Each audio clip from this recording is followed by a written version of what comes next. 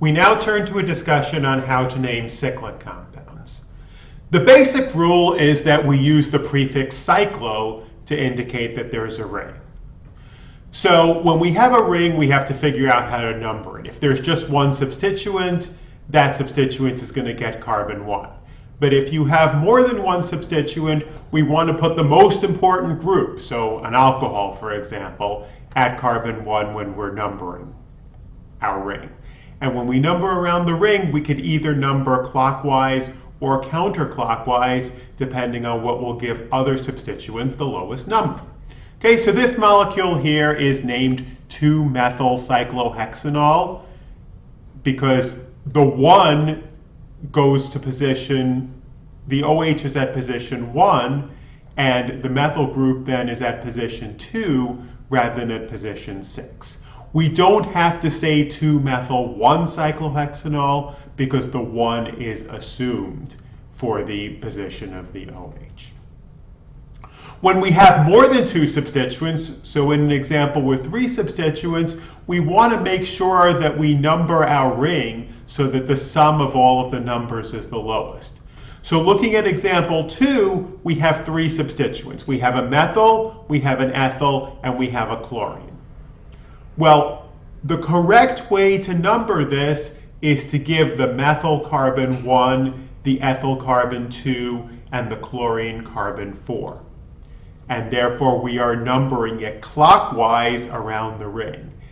If we gave the ethyl carbon 1, the methyl would then have carbon 2 going counterclockwise, but the chlorine would be at carbon 5.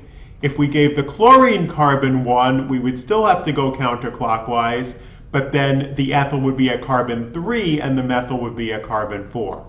So putting the methyl at 1, the ethyl at 2, and the chlorine at 4 gives you a sum of 7 if you add those 2 substituents and 3 substituents, and that is the lowest possible sum that you can get for substituents in these positions.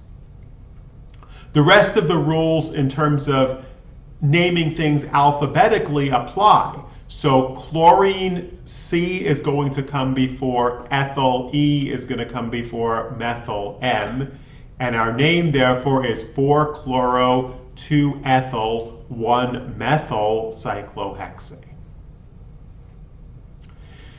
Now, there are going to be examples where you have both a ring and a chain.